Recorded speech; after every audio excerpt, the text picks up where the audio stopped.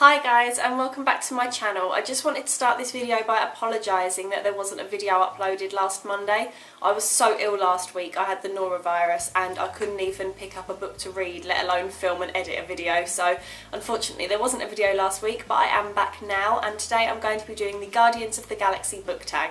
I will link the original book tag video in the description box below, and the reason that I've decided to do this book tag today is because the film Guardians of the Galaxy Volume 2 has just been released here in the UK. So I'm going to be doing the book tag, and then at the end of the video I'm going to be doing a short spoiler-free review of the film, so stick around for that if you're interested. So let's get on with the Guardians of the Galaxy book tag.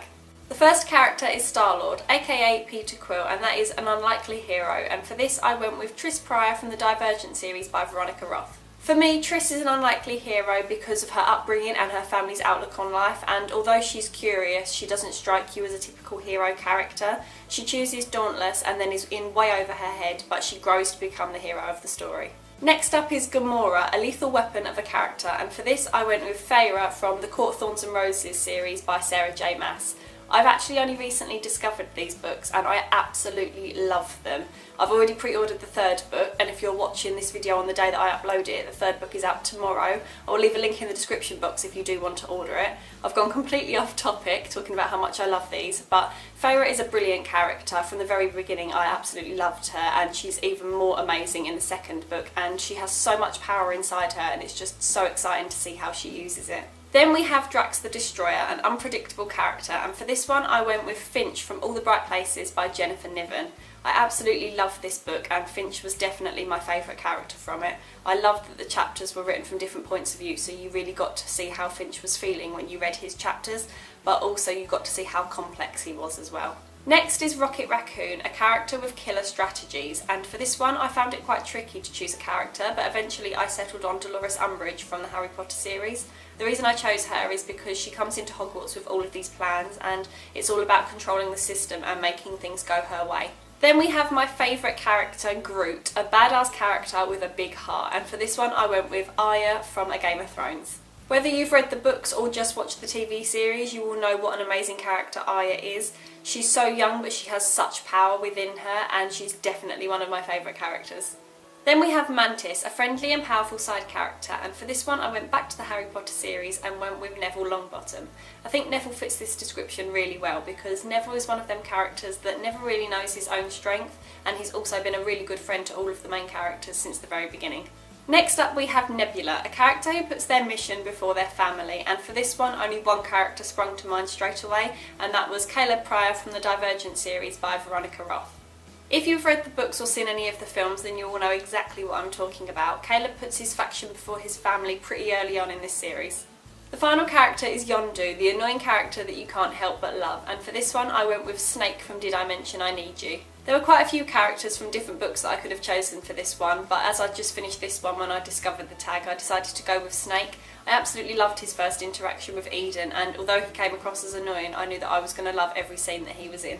So that was the Guardians of the Galaxy book tag, and now I'm going to be doing a quick film review for you. It will be completely spoiler free, so don't worry if you haven't seen it yet. I do know that it's out here in the UK before other places, so no spoilers in it whatsoever, mainly because I had part of it spoiled for me when I read something on Twitter, so I know exactly how it feels to have something spoiled when you don't want it to. So no spoilers here, and I'm just going to do a very quick review for you. I'm going to start off by saying that the opening to the film is absolutely brilliant. If you're a fan of Baby Groot, as I am, as you can see he's sitting on my shelf right here, then you will absolutely love the opening. The soundtrack is brilliant. It's not as good as the first film, I don't think, for me anyway, but it is still a really good soundtrack. All of the original Guardians are back from the first film, plus some new characters, which is great. I loved Mantis. I wasn't sure if I was going to like her or not from the trailers, but I did really like her character. You also get to meet Peter's dad, so you get to find out who he is and where he came from as well. As you would expect from any Marvel film, the action scenes are absolutely brilliant. There is one in particular that stuck in my mind, and that involves Yondu and Rocket, so do look out for that one. Also, Groot may be little in this film, but he does put up a fight in a lot of it as well.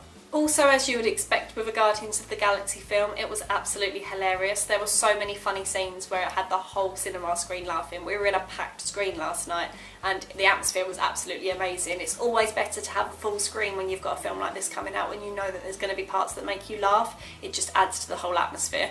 I'm now going to ramble on a little bit about how much I absolutely adore Baby Groot. I've already mentioned that he has a really good scene right at the very beginning of the film, but he is incredible in every single scene that he's in. Considering he is a small tree that only says 3 words throughout the whole film, he's absolutely amazing. It's incredible how much you connect with this tiny little character that really doesn't say very much. But he's brilliant, there's so many incredible scenes. All of my favourite scenes had him in it. And last night when we left the cinema, my husband said to me, which was your favourite part? And after saying all of it, he said, what bit in particular? And everything I thought of had Groot in it. So he's absolutely brilliant, and I'm really hoping that we get to see more of Baby Groot and that he's not grown up by the time we get to the next film. One thing I really did like about this film is that Star-Lord was not treated as if he was the main character. It was very much a group effort. Like, you got a little bit of focus on each of them. Like, you got to see a little bit more of Drax, especially his funny side. Like, he found everything hilarious in this film. His laugh is absolutely brilliant. But you got a lot of focus on Yondu as well, and obviously Peter's dad is coming into it, so there's a lot of focus on him. But it was just nice that it wasn't treated as if it was just all about Star-Lord. You also got a lot of looking into Gamora and Nebula's relationship as well. Nebula is back in this one, and their relationship really gets built on, and you get to see a lot of the reasons of why Nebula is the way she is. So I actually really liked her character, and I hope we get to see more of her soon too.